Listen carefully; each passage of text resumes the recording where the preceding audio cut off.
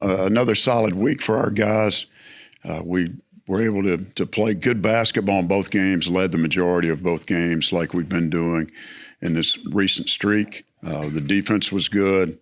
I thought against South Alabama, the defense was good the first half and the first probably 5 or 6 minutes of the second half, and it let us hang on to that 15, 17-point cushion throughout the rest of the game. And we did a good job hitting enough shots, not letting guys get back in. To have 3 double-doubles was pretty cool, and happy of our guys. And we knew at halftime that it was possible. Joe needed to score some points. Kobe needed to get some rebounds, and we felt like they could do it. And I challenged them at halftime, and they answered the call and came out and did a really good job. We didn't turn the ball over but 4 times the second half. That was an issue in the first half. And we've got to have better guard play at times, and I'm sure that we will. Moving ahead to Georgia State this week, they have struggled recently, and they've been in a lot of close games. Could have beat Troy on Saturday. We're right there and wound up losing by 6. And we'll get their best shot when they come in here. It's a one time that we'll play them, and it's an important game for us to hold serve and continue to win regardless of where we play. I haven't seen them, so what are you looking at? What's the matchup look like? They look okay. I mean, they're guards. They got some really good wings, and can shoot the ball. They haven't shot it great. Odom's an all-conference player, tremendous athlete. They've got a couple other guys that have really stepped up. They've taken transfers, one from Wake Forest, one from Longwood, people from Atlanta that are coming back home. So their roster is totally different than we remember it last year. Coach, I know we've talked about Kobe several times now, but 20 points away from 1,000 career points after everything he has been through in his career. Just what can you say about his story of perseverance and the athletic success he's been able to have? How much time do I have? You guys eating lunch yet? No, he is a real success story, and we've talked about it over and over, and all the different trials and surgeries that he's had, and the patience and the perseverance and the support from not only us, but his family has been there every time with him. They come to every game. That's why he came to school here. And to see him come back last year when we were winning and not play as much was tough on him. But he was a great teammate. He handled it correctly. And then when we played Tennessee and Greg was hurt and Cantrell wasn't scoring, if it wasn't for him and Jay Dow hitting some buckets right there, and Kobe, made 3 in a row in about a 5-minute span or 3-minute span, and wound up making one shining moment. And I remember walking off the court and put my arm around him as we were leaving the Amway Center there, and I told him how proud I was of him for what he's done and to get back to the stage. And then this year he's just taking it to another level. I wasn't quite sure of the points. I knew they were adding up quick, and he's playing at an all-conference level.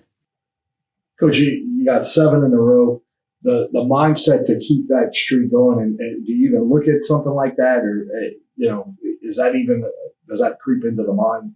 It's talked about a little bit. I mean, and the team just knows that it's the next game, that we've got to take them one at a time and keep playing. And so far on this homestand, we're 2/3 the way through, and we've got to go play good basketball. If we continue to do that, we've done that for the last month. So if we continue to do that, it'll take care of itself. Expounded on that a little. I know a lot goes into it, but are there 1 or 2 things that y'all are doing that you feel like you're doing really well that have contributed? Defensively, we've been better. Our field goal percentage defense has been better. We're nationally ranked. We were 4th. Somebody said we were 1st the other day in 3-point field goal percentage defense. And we're rebounding the ball better, Dan. We had 49 rebounds. We out-rebounded South by 18, and they're big. But both games we played them, we out-rebounded them pretty good. So those things we're doing better. We're not shooting many free throws, but we've been making them. 3-point shooting's been pretty average. I'm looking for us to bust out one night. We did get 10 against Monroe, I think, didn't we?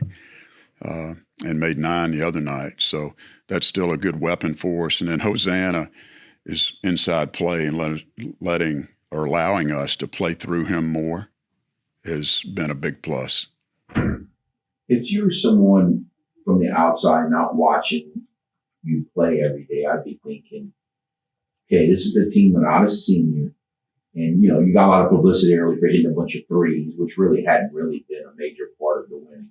I'm thinking, how are you as consistent as you've been? Like, so you don't have a senior, and yet you obviously have to have good leadership because y'all play really consistent, over the last month. Like, what's behind, like, who's largely or maybe behind the scenes responsible for so much consistency?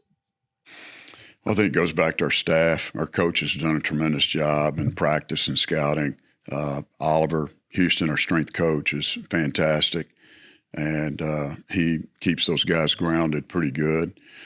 BJ Duplantis, our trainer, has had his hands full with sickness and different things going on, and he's been a champion as well. So I think that's a big part of it, Kevin. And we got good character guys that we recruited that have been here. And back in the summer, even before Hosanna got here, I told the returners, which were Themis, Cantrell, Kobe, Joe, and Mike Thomas, and Kyron. I included Kyron because he played last year. We knew Chancellor wasn't going to play. Of course, we thought Vinny may play too. But those guys, you're going to be our core. And if we can go out and play and be solid, we can win. But you guys have to be at your best. And I think we've had 3 to 5 of them at their best almost every game.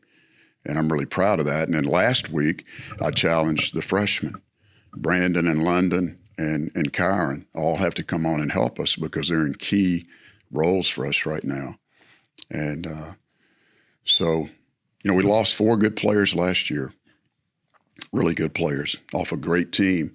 And to come back and win with the consistency like they're doing, not having a senior, I mean, you keep them together and add the right piece, and we've already added one, then, that was my whole message to the returners.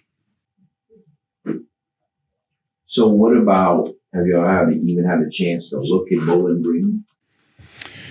Yeah, Derek Zimmerman has. He's been watching them quite a bit. I have not watched them yet. I will this week, obviously. But they're a good basketball team. They're one of the top teams in the MAC, just like Toledo, 2 of the teams that we played in this challenge. And they're big. They're well coached, and they got a couple of really good players. They got a good guard and a good inside guy. But this is speaking of Georgia State, you've been playing teams that you've already played of late and completing regular season sweeps. This is a team that y'all there won't be a lot of familiarity here, I would think, even though y'all been a rival for a while. Yeah, we've watched every game that they play and think we have a good feel for the game plan and what we need to do. We'll start implementing that this afternoon after our film session. But they're a dangerous team, and again, we only play them once, and we need to hold serve and play well. I mean, after this conference game with Georgia State, we've got 4 road games in a row, and we're going to the leader in attendance in Old Dominion. App State's going to be full. Monroe's always interesting, and then we're going to go to Southern Miss, and I think that one will be full too. So we've got some tough road games left, and we just got to continue to play well.